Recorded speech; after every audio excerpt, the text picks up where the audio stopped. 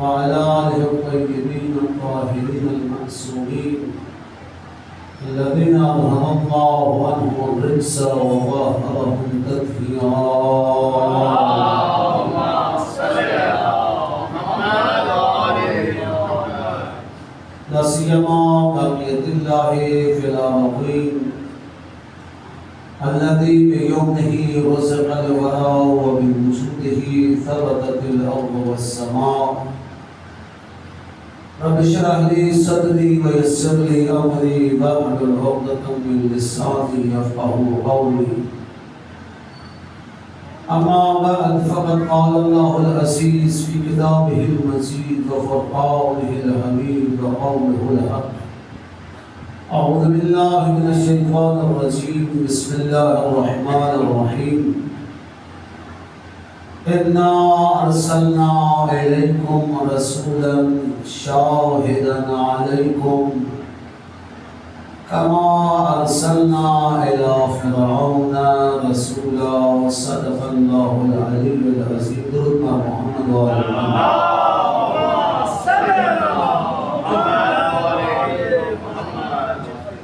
عزیزان گرامی، جس محفل میں آپ تشریف فرما ہیں،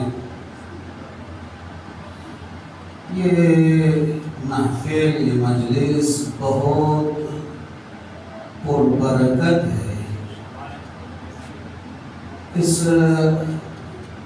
ذکر کی عظمت کے لیے بس یہی کافی ہے کہ امام شیشوں، امام جعفر صادق علیہ السلام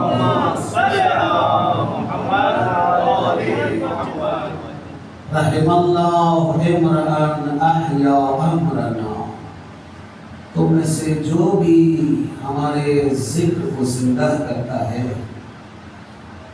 اس فرش عزا میں حاضر ہوتا ہے، مجلسوں میں، اس پروگرام میں پیغام محمد و آل محمد کو اس کی نشر و اشاعت میں ہر کوئی جتنی بھی محنت کرتا ہے، امام صادق علیہ السلام فرماتے ہیں کہ رحمت پروردگار ہو ایسے فرد پر.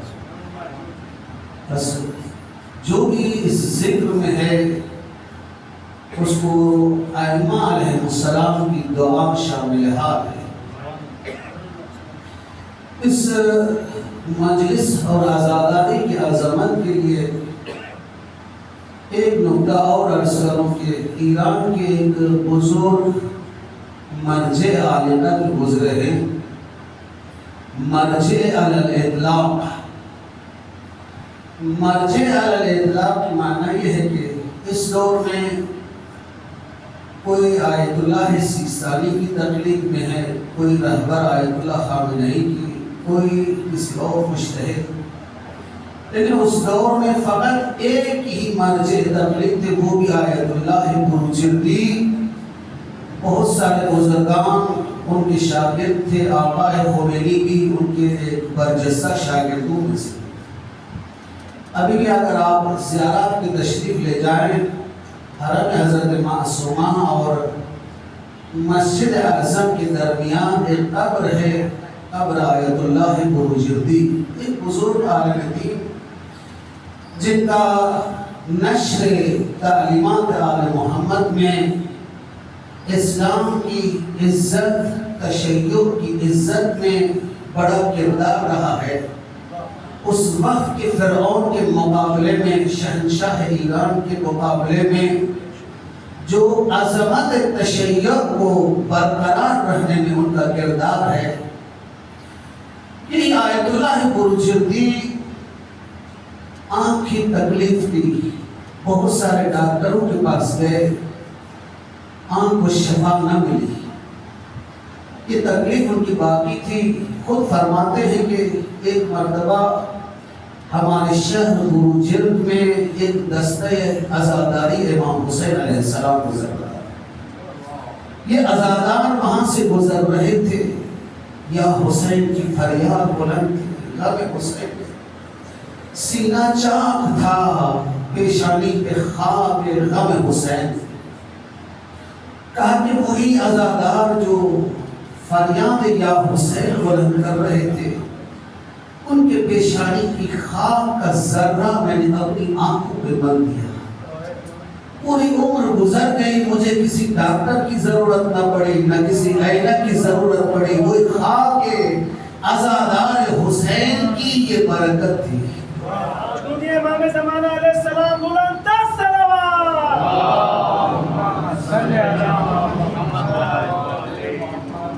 تو یہ مجلس، یہ محفل، یہ عزاداری امام حسین پر برکت ذکر ہے۔ ارشاد رب العزت ہے اِنَّا أَرْسَلْنَا إِلَيْكُمْ رَسُولًا، ہم نے تمہارے لیے ایک رسول، ایک نبی بھیجا، شاہداً علیکم، جو تم پر شاہد ہے۔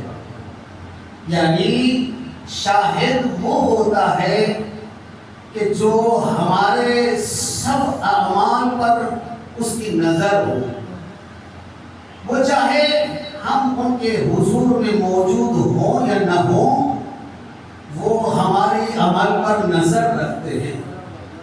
تو یہ امت کے بڑی داڑھیوں والے کہتے ہیں کہ محمد کو علم غیب نہیں، تو آیت قرآنی میں ہے اِنَّا أَرْسَلْنَا إِلَيْكُمْ رَسُولًا، وہ رسول بھیجا جو تمہارے اعمال پر نظر رکھتا ہے۔ چاہے تم جو بھی عمل کرو، چاہے تمہارا عمل نیک ہو، چاہے تمہارا عمل نیک نہ ہو، تمہارا ہر عمل پیغمبر اکرم کی نگاہ سے دور نہیں ہے۔ کما ارسلنا الی فرعون رسولا، جیسا کہ اس سے پہلے بھی ہم نے رسول بھیجا فرعون کی طرف، قوم فرعون کی طرف۔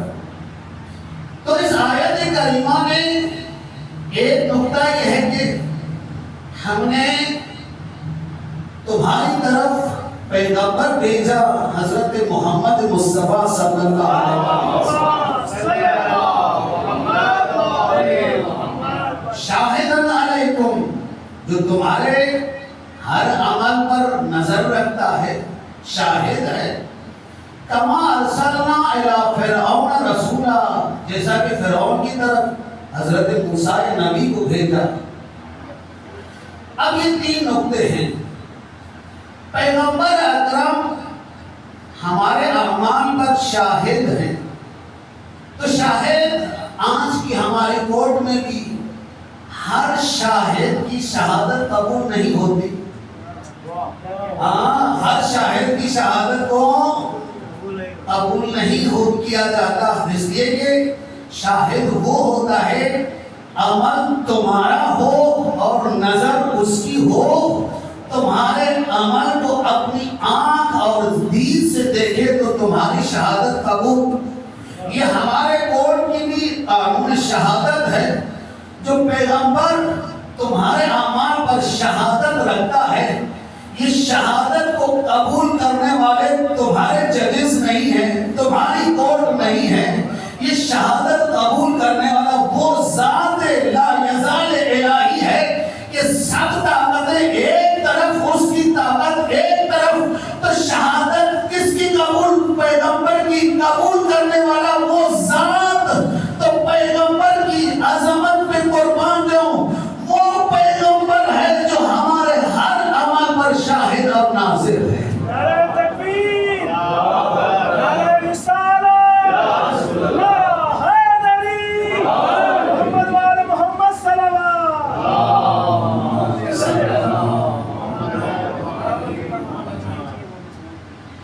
ایک قافلہ آیا یمن کی سرزمین سے، دعوت اسلام سے پہلے جب آغاز اسلام ہے،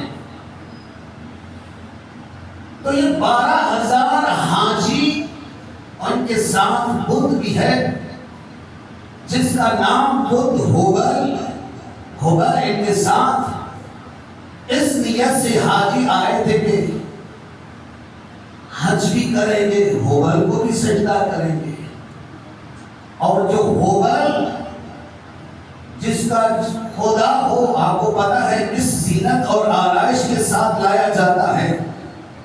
یہ تو ہوبل اپنے ساتھ چھپا کے لائے تھے.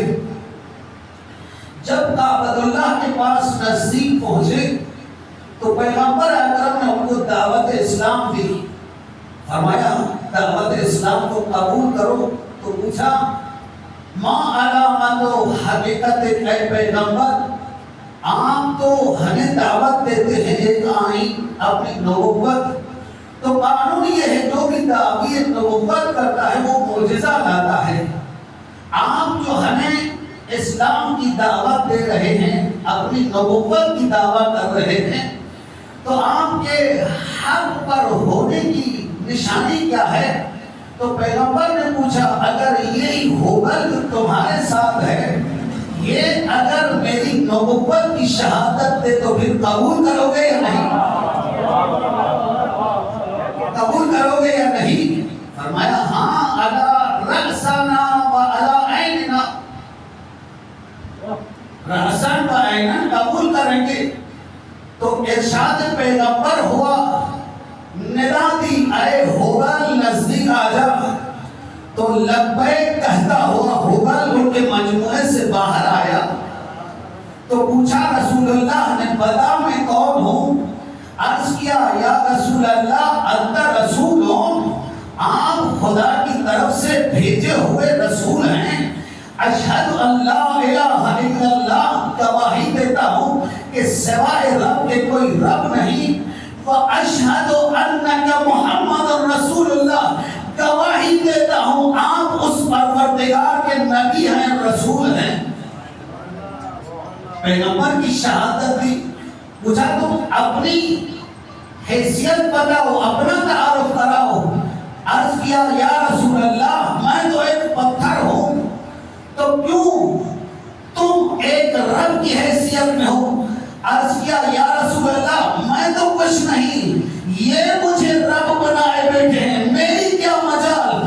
تو جب بدھ نے پیغمبر کی گواہی دی، یہ 12,000 حاجی ساروں نے کلمہ پڑھا، نشہد ان لا الہ الا اللہ و نشہد ان محمد رسول اللہ. درود بر محمد و آلہ.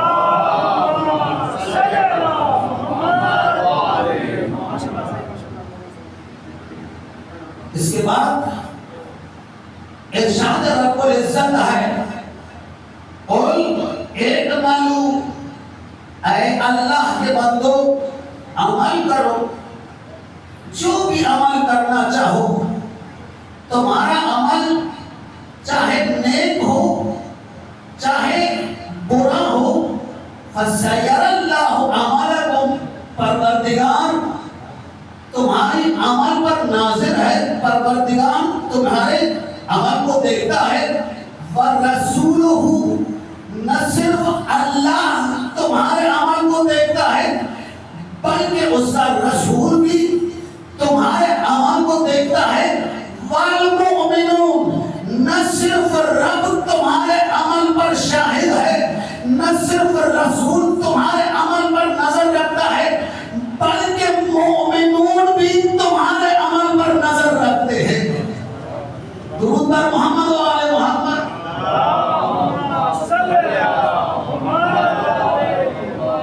والمؤمنون، تو پوچھنے والے نے ضرور پوچھا ہوگا. اللہ کو تو، اللہ کی ذات کو تو ہر کوئی جانتا ہے، پیغمبر کی ہستی پوری امت جانتی ہے، لیکن یہ کون سے مومن ہیں جو دوسروں کے عمل پر نظر رکھتے ہیں؟ یہ وہ مومن کون سی ہستیاں ہیں جو دوسروں کے اعمال پر، اعمال چاہے نیک ہوں چاہے برے ہوں؟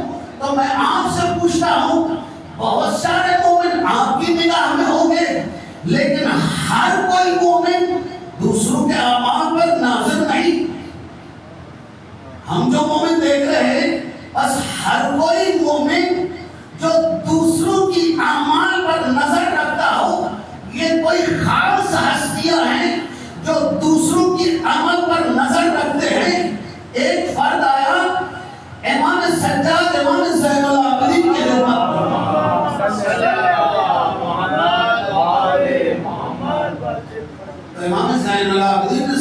کیا من انت،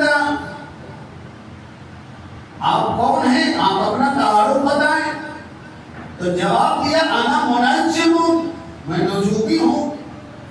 انا کاہن، میں علم کہانت بھی رکھتا ہوں، چہرے شناخت کرتا ہوں. یہ ہمارے معاشرے میں بھی بہت سارے ہوتے ہیں، بڑے بڑے دعوے کرتے ہیں، بہت سارے یہ کاٹن کے کپڑے میں گھر میں تو کچھ ملتا نہیں، لیکن بات کرو گے تو بھائی ہماری اتنی زمینیں، ہمارے آبا و اجداد بڑے عالم، ہم اس علم کے وارث. لیکن جب ایک تو سوال پوچھو تو پھر معلوم ہوتا ہے حضرت صرف اتنا ہی جانتے تھے، جو بول رہے ہیں اس کے آگے اس کو پتا نہیں تھا کس ہستی کے سامنے بول رہا ہوں. امام نے پوچھا من اندر، تو کہا میں منجم ہوں. وہ بڑے دعوے کے ساتھ، بڑے لہجے کے ساتھ انا کاہن. تو امام نے پوچھا میں ایک عظمت والی ہستی کا تجھے تعارف کر رہا ہوں. جب سے تو میرے پاس بیٹھا ہے وہ ہستی 14 عالم گھوم کے آیا ہو، اور وہ 14 عالم میں سے ہر ایک عالم تمہارے اس عالم اس دنیا سے وہ وسیع ہو. لیکن جب سے تو میرے پاس بیٹھا ہے اتنی دیر میں وہ 14 عالم کا سیر کر کے سفر کر کے آگے یہاں بیٹھا ہو. وہ دعویٰ تو بڑی کر کے بیٹھا، پتہ نہیں فرزند زہرا فرزند علی کے سامنے. تو امام نے جو جواب دیا پھر اس آیت کی معنی میں آپ کے سامنے پیش کروں گا. امام نے فرمایا وہ جو ہستی جو اس 14 دنیا کے ساتھ تمہارے سارے رمز راز بھی تمہارے بتائے گا. جب تم گھر سے نکلے تھے اپنی بیوی کو کیا امانت دے کے آئے، تمہاری زندگی کے اونچ اور نوچ کیا گزری. امام نے جب اس کو بتایا، جب وہ حیرت میں آ گیا تو امام نے فرمایا وہ ہستی میں ہوں، فرزند زہرا سجاد. محمد وآل محمد صلی اللہ.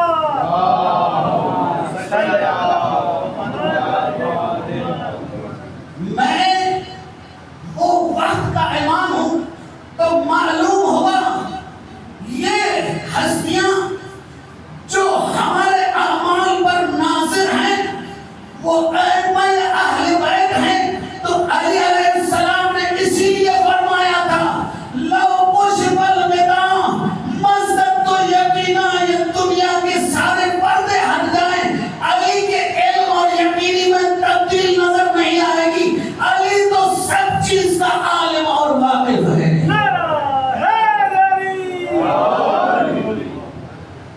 بس معلوم ہوا بولے کہ معلوم فَسَيَرَ اللَّهُ عَمَلَكُمْ،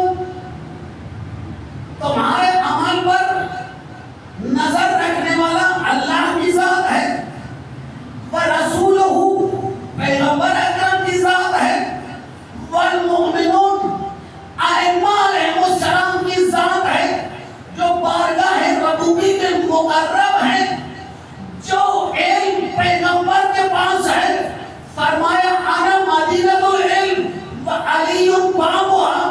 فرمایا یہ دنیا میں اسلام لا یزال الاسلام عزیزا، یہ اسلام ہمیشہ عزت کی چوٹیوں پر رہے گا جب تک اس دنیا میں عالم اسلام میں یہ میرے 12 فرزند الی اثنی عشر نقیبا، جب میرے پیغمبر کے یہ 12 فرزند موجود ہوں گے کلہم من قریش، جب تک یہ 12 ہوں گے یہ اسلام، یہ مسلمان، یہ مومن ہمیشہ عزت مند اور آبرومند رہیں گے. محمد وآل محمد صلی اللہ.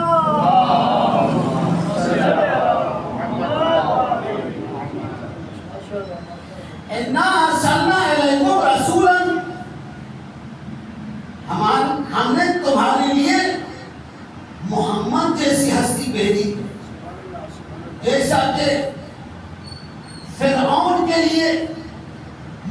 جیسی ہستی بھیجی. یہ تشبیہ ہے جیسا. قاعدے تشبیہ کیا ہوتا ہے؟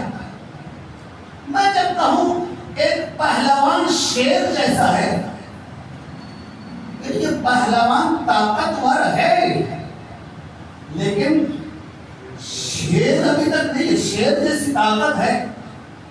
ایک مشبہ ہے، ایک مشبہ بہ ہے. مشبہ پہلوان، مشبہ بہ شیر. تو یہ قاعدہ ہے، مشبہ بہ طاقتور ہوتا ہے، شیر پہلوان سے طاقتور. لیکن جب علی کی عظمت پہ آتے ہیں، کہتے ہیں علی شیر خدا، تو یہ قاعدہ تبدیل ہو جاتا ہے. علی شیر خدا، علی شیر جیسا. اس کا مطلب یہ نہیں کہ مشبہ میں شیر علی سے طاقتور ہے. وہ اس لیے ہم کہتے ہیں کہ علی کو شجاعت کو بیان کرنے کے لیے ہمارے پاس الفاظ موجود نہیں، اس لیے کہتے ہیں علی شیر خدا. آپ پریشان ہو رہے. میں ایک اور داستان آپ کی خدمت میں عرض کروں. درود پڑھیں، آواز سے بولیں.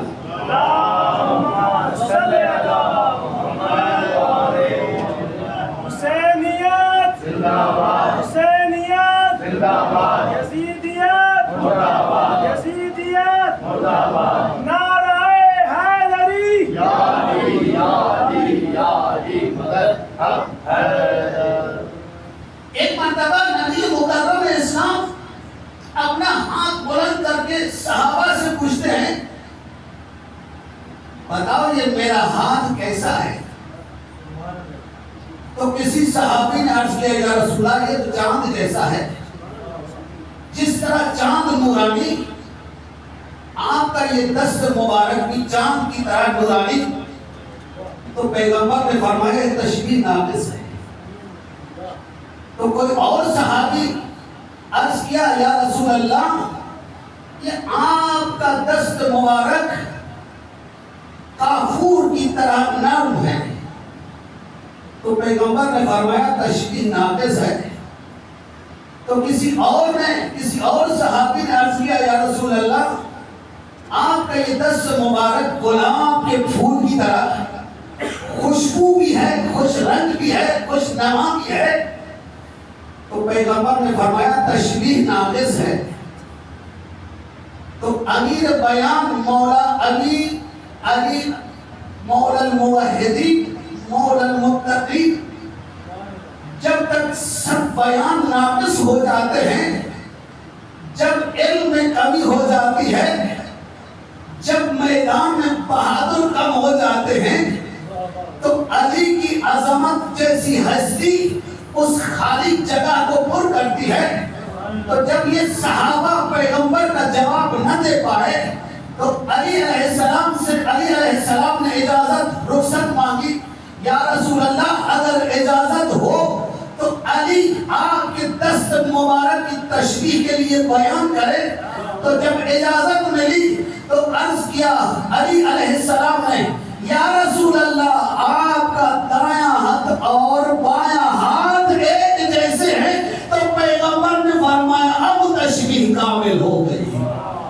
محمد وعلی محمد صلوات.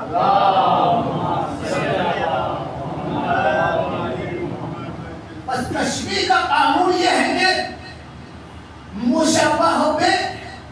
مشبہ سے طاقتور، لیکن جب پیغمبر کی ہستی کسی تشبیہ میں ہو، علی کی ہستی کسی بیان تشبیہی میں ہو، تو وہاں جب الفاظ کم پڑ جاتے ہیں تو یہاں جب ارشاد رب العزت ہے کہ ہم نے تمہارے لیے رسول بھیجا، جیسے فرعون کی طرف موسیٰ کو بھیجا، اس کی معنی یہ نہیں ہے کہ جناب موسیٰ نبی سے افضل ہے،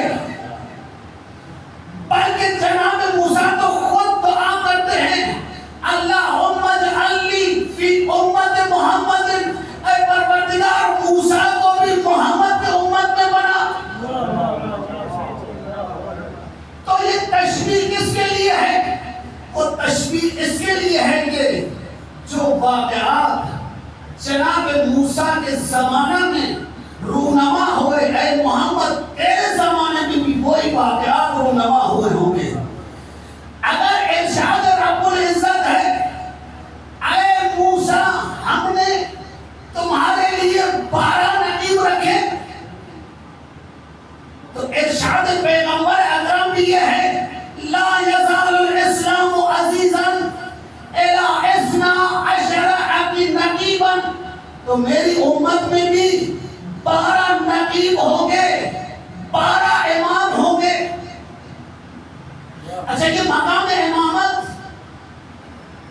ایک امر الہی ہے، یہ پوسٹ امر الہی ہے۔ قرآن کی ڈکشنری میں بائیں بسم اللہ سے لے کر سورہ ناس کی سین تک کہاں بھی آپ کو نہیں ملے گا کہ نبی کا جانشین امت کے حوالے ہو۔ کہیں بھی قرآن کی ورڈنگ میں، قرآن کی ٹرمنالوجی میں کہیں بھی نہیں ملے گا کہ نبی کا جانشین امت کے حوالے ہو، جو پوسٹ اللہ کے حوالے ہو۔ میں آپ سے پوچھتا ہوں جناب اسرائیل کو یہ مقام کس نے دیا؟ اللہ نے۔ آیا اگر امت اجماع کر لے کہ نہیں آج سے ہم اپنا اسرائیل معین کرتے ہیں، یا اللہ آپ اس اسرائیل کو آپ چھٹی دے دیں، آج سے ہم اجماع کرتے ہیں، کسی محلے میں جمع ہوتی ہے امت، اجماع کرتے ہیں۔ میں آپ سے پوچھتا ہوں 1,24,000 نبی پروردگار نے بھیجے امت کی ہدایت کے لیے، تو یہ مقام نبوت امر الہی ہے۔ جس کو اللہ نبی بنائے وہ ہمارے لیے نبی، جس کو اللہ مقام نبوت عطا نہ کرے وہ ہمارا نبی نہیں ہو سکتا۔ بس جو مقام جو عطا رب ہو وہ ہم قبول کریں گے۔ جو مقام جانشینی میں بھی سورہ قرآن میں ہے، جب بنی اسرائیل کی ایک قوم آتی ہے وقت کے نبی کے پاس، اِذْ قَالُوا لِلنَّبِيِّهِمْ ابعث لنا ملکا نقاتل فی سبیل اللہ، اے وقت کے نبی تو ہمارے لیے ایک جانشین معین کر جو وقت کے ظالم کے ساتھ ہم جنگ کریں۔ یہ جالوت اور جالوتیوں نے ہم پر ظلم ڈھائے رکھے ہیں، تو وقت کے نبی نے جواب دیا یہ امر الہی ہے۔ مقام جانشینی امر الہی ہے، ہم انبیاء تعلق نہیں کرتے۔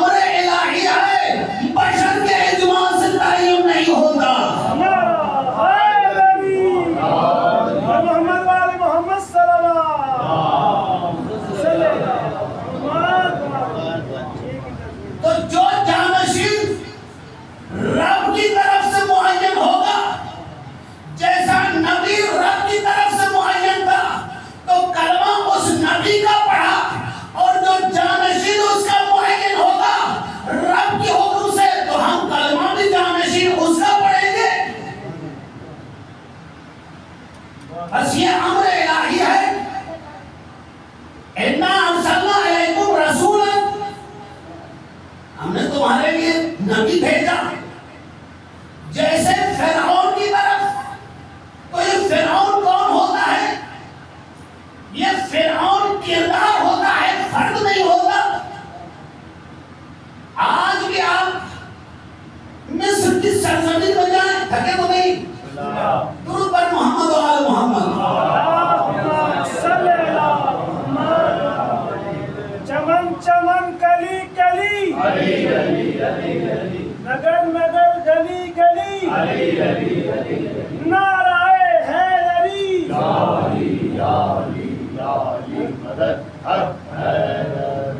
تو یہ فرعون کردار کا نام ہے، فرد کا نام نہیں۔ آج کے آپ جائیں سرزمین مصر میں، وہاں آپ کو مختلف فرعون ملیں گے، تو معلوم ہوگا فرعون فرد نہیں، کردار ہے۔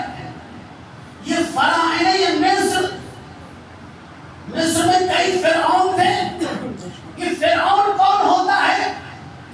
فرعون وہ ہوتا ہے جس کی وہ حیثیت نہ ہو، اس حیثیت پہ آ جائے۔ میں آپ کو مثال دوں، کوئی عالم نہ ہو، عالم کے چہرے میں آئے۔ کوئی اگر ڈاکٹر نہ ہو، ڈاکٹر کے مقام پہ آ جائے، کتنا وہ نقصان کرے گا۔ جو حیثیت نہ ہو، اس حیثیت میں وہ ظاہر ہو جائے، اہل کی جگہ پہ آ جائے، ناجائز جائز کے مقام پہ آ جائے، تو وہ ہوتا ہے فرعون۔ قرآن کی ڈکشنری میں سب سے پہلا فرعون وہ ہے کہ جس نے دعویٰ کیا انا ربکم الاعلی، میں تمہارا رب ہوں۔ جو رب نہیں، خود کو رب کہلائے، قرآن اس کو فرعون کہتا ہے۔ توجہ یا نہیں؟ متوجہ نہیں ہے آپ؟ بس جو رب نہیں تھا، اللہ نہیں تھا، خدا نہیں تھا، خود کو رب کہلائے، انا ربکم الاعلی، فرعون یہ کہتا تھا میں تمہارا رب۔ بس جو رب نہ ہو، خود کو رب کہلائے، خدا اس کو فرعون کہتا ہے۔ اگر کوئی مقام نبوت پر اعلان نبوت کرے اور کہے میں تمہارا رب کی طرف سے نبی ہوں، رسول ہوں، اور حق پر نہ ہو، تو یہ جھوٹی تابعداری کے لیے یہ بھی فرعون۔ توجہ ہے نہیں؟ جو جھوٹا رب ہو، قرآن اس کو فرعون کہتا ہے۔ جو جھوٹا نبی ہو، تو قرآن اس کو بھی فرعون کہتا ہے۔ تو پھر مجھے اجازت دیجیے جو نبی کا ناحق جانشین کہلوائے، جو نااہل نبی کی مقام خلافت پر ناجائز ارشاد رب العزت کے علاوہ، حکم پروردگار کے علاوہ اس مقام پر آ جائے، تو پھر میں بھی قرآن کی ڈکشنری کے مطابق اس کو بھی فرعون کہوں گا۔ درود پر محمد و آل محمد۔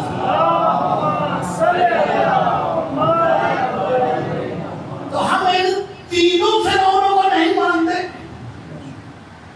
ہم تینوں فرعونوں کو نہیں مانتے۔ جو مقام رب پر آئے، جو مقام رسالت پر آئے، جو مقام جانشینی پر آئے، تو ہم اس جانشین کو مانتے ہیں جس کی جانشینی کا پیغمبر اکرم اعلان کرے۔ درود پر محمد و آل محمد۔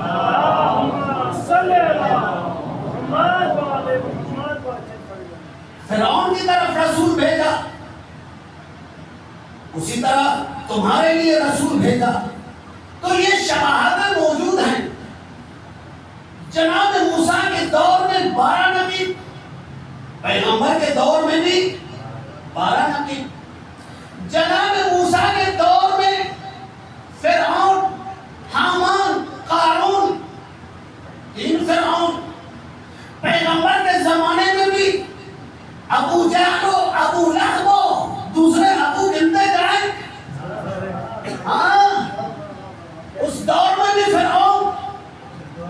اس دور میں بھی فرعون جب موسیٰ نے دعا مانگی وَاجْعَلْ لِي وَزِيرًا ہارون اخی، تو پیغمبر نے فرمایا یا علی، کیا تجھے پسند نہیں کہ تجھے پروردگار وہ مقام عطا کرے جو رب نے ہارون کو وہ مقام دیا موسیٰ کی نسبت؟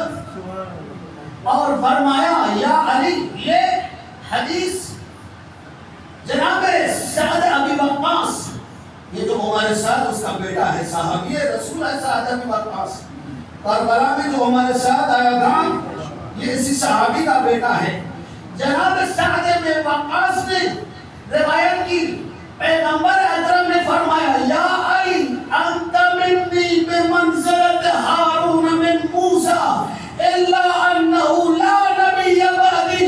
ہاں عزیزو، اگر جناب ہارون کو جانشین پروردگار، حکم پروردگار سے ملی تو پروردگار نے علی کو بھی جانشینی پیغمبر کے مقام پر رب نے بٹھایا۔ درود بر محمد و آل محمد۔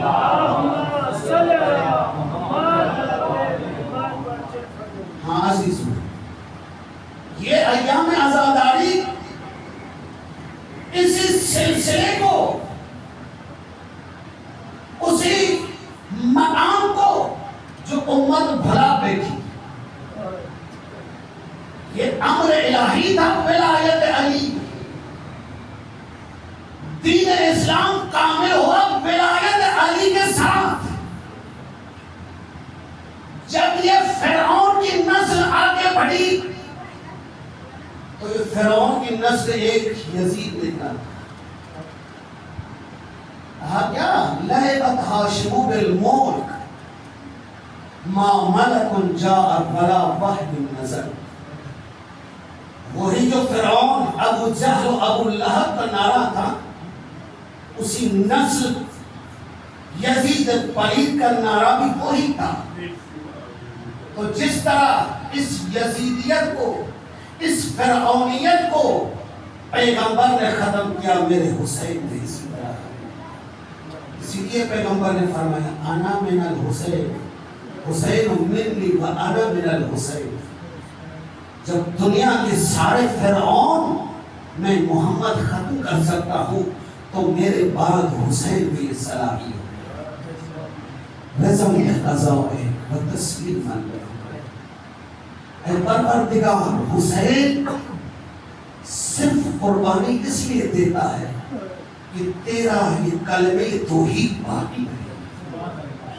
وہ پرچم جو نانا نے، وہ قلم ہے، وہ پرچم، وہ علم ہے، ہدایت بشریت جو نانا نے اس سرزمین پہ اونچا کیا تھا، میں حسین ایسی قربانی دوں گا کسی فرعون کو جرأت نہ ہوگی کہ تیرے دین کو تبدیل کر سکے۔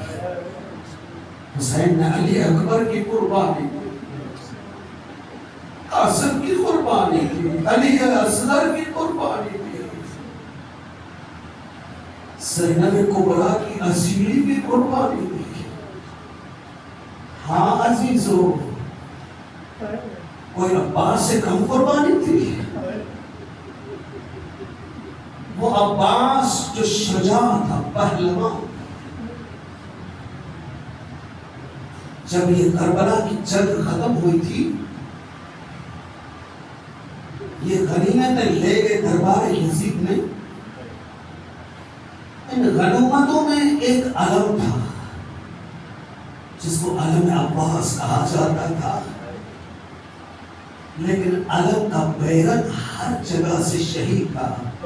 کہیں نیزہ لگا ہوا تھا، کہیں شمشیر لگا ہوا تھا، کہیں پتھر لگا ہوا تھا، کہیں تیر لگا ہوا تھا۔ علم ہر جگہ سے زخمی تھا، لیکن جہاں سے علم کو پکڑا جاتا تھا وہاں کوئی نشانی نہیں تھی۔ تو یزید نے پوچھا یہ کیا ہے؟ جب جواب دیا گیا یہ علم عباس ہے۔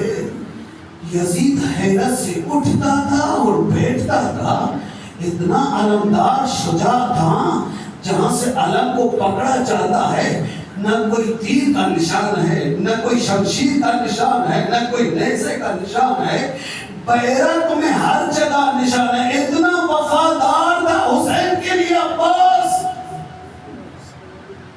ہاں عزیزو، کربلا کی جنگ جب ختم ہوئی، مدینہ میں پیغام ملا کہ کربلا میں مولا حسین شہید ہو گئے، عباس علمدار شہید ہو گئے۔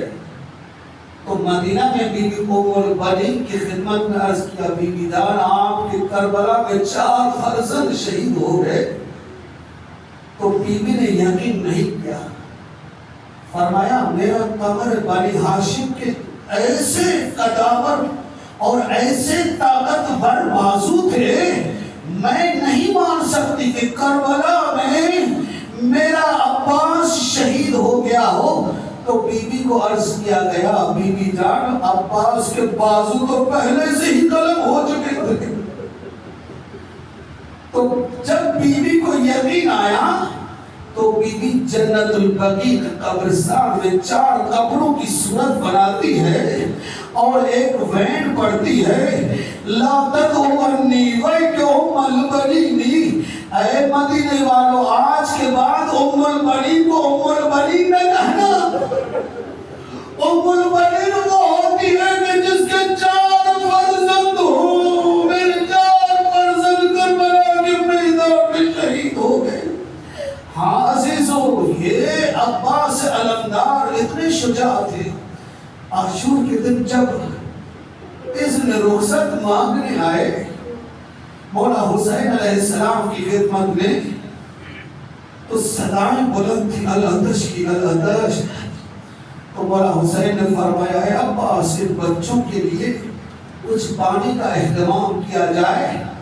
عباس آتے ہیں اس خیمے میں جس کو خیمے سبیل کہا جاتا ہے۔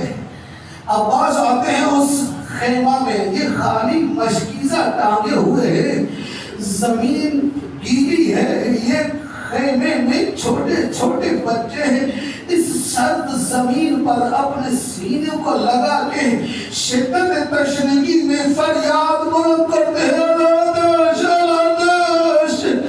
عباس اس منظر کے صبر نہیں کر پاتے، سکینہ کی خدمت میں عرض کیا، سکینہ چاچا عباس جو زندہ ہے، ابھی چاچا عباس تمہارے لیے پانی لاتا ہے۔ عباس مشکیزہ کو اٹھا کے نہر النما پر آ جاتے ہیں، مشکیزہ کو پر کیا۔ تاریخ کی روایت ملتی ہے عباس جو دست مبارک سے پانی کو اٹھایا، راوی کہتا ہے ایک مرتبہ میں نے دیکھا عباس نے پانی نہیں پیا، ایسے پانی کو زمین پر سرازیر کر دیا۔ عباس رسم وفا نہیں ہے، تو پانی پیے تیرا بھائی حسین دشمنوں۔ ایک اور روایت ملتی ہے کہ جناب عباس کو مولا علی علیہ السلام کی وصیت یاد آ گئی۔ وہ وصیت کیا تھی؟ جب 21 رمضان کی شب مولا علی اس دنیا سے رخصت ہو رہے تھے، مولا علی کبھی حسین علیہ السلام سے گفتگو کرتے، اے حسین انت شہید ہذہ الامہ، اے حسین کوئی ایک دن ہوگا تجھے یہی امت شہید کرے گی۔ کبھی مولا حسین کے ساتھ، کبھی مولا حسن کے ساتھ، ایک مرتبہ بی بی زینب کے ساتھ گفتگو کی، اے زینب عالیہ کوئی ایسا دن ہوگا، یہی کوفے کا شہر ہوگا، یہی کوفے کی دربار، اور تو اسیر بن کے اسی شہر میں آؤ گی۔ اے زینب پھر صبر کرنا۔ ایک مرتبہ قمر بنی ہاشم کی چہرے کی طرف مولا علی نے رخ کر کے فرمایا، اے عباس اذا کان یوم عاشوراء ودخلت المشرع، اے عباس جب عاشور کا دن ہو اور نہر فرات پر پہنچنا، ایسا نہ ہو کہ میرا حسین دشمن ہو اور تو پانی سے سیراب ہو کر واپس آنا۔ مولا عباس علیہ السلام مشکیزہ خیمے گاہ کی طرف آتے، میں پورا مصائب نہیں پڑھتا، کسی ظالم نے وار کیا، ایک بازو کو قلم کیا، کسی ظالم نے وار کیا، دوسرے بازو کو قلم کیا، تو جب یہ بازو قلم ہو گئے، عباس علمدار نے مشکیزہ کو دہن مبارک میں سنبھالا، کسی ظالم نے نیزہ کی جگہ تیر مارا اور مشکیزہ سے پانی ضائع ہو گیا۔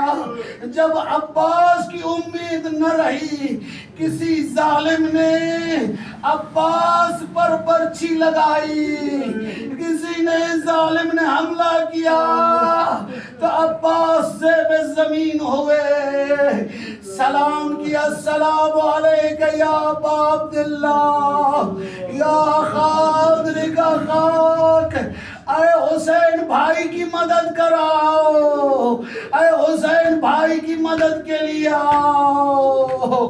عباس علیہ السلام زیب زمین ہے، زخمی حالت میں، جب حسین علیہ السلام پہنچتے، بس میں نے ختم کیا مصائب، آخری گھڑیاں ہیں، عباس علیہ السلام زخمی حالت میں دامن حسین میں ہیں، عباس اس دنیا سے رخصت ہو رہے، ایک وصیت کرتے ہیں، اے بھائی حسین جب عباس اس دنیا سے رخصت ہو، میرے بدن کو خیمے گاہ کی طرف نہ لے جانا، میری میت کو خیمے گاہ کی طرف نہ لے جانا، انی مستحین عن ابنتک سکینہ، اے بھائی جب میری میت کو خیمے گاہ میں لے جاؤ گے اور سکینہ کی نظر پڑے گی، عباس شرمندہ ہوگا، الا لعنت اللہ علی القوم الظالمین فسیعلم الذین ظلموا ای منقلب ینقلبون۔ پروردگار بحق محمد و آل محمد، پروفیسر قیصر رضا نے یہ فرش ازل میں چھایا ہے، پروردگار بحق محمد و آل محمد، سائیں کے اس دسترخوان کو، اس مجلس عذاب و ذکر آل محمد کو اپنی بارگاہ میں خالص قبول فرما، اور پروفیسر قیصر رضا کی مشکلات کو برطرف فرما، سائیں کے اس نظر و نیاز کو اپنی بارگاہ میں خالص قبول فرما، سائیں کے گزشتگان کی مغفرت فرما، پروردگار اس گھر میں برکت رحمت نازل فرما، پروردگار جو مومن عزادار اس مجلس میں حاضر ہوئے، پروردگار ان کی عزاداری کو، ذکر محمد و آل محمد کو اپنی بارگاہ میں خالص قبول فرما، ہمارے گزشتگان کی مغفرت فرما، جو مومن اس مجلس میں ذکر میں حاضر ہوتے تھے اس سال اس دنیا میں نہیں ہے، پروردگار اس مجلس کا ثواب ان کی روح کو عطا فرما، ان کو اہل بیت علیہ السلام سے محشور فرما،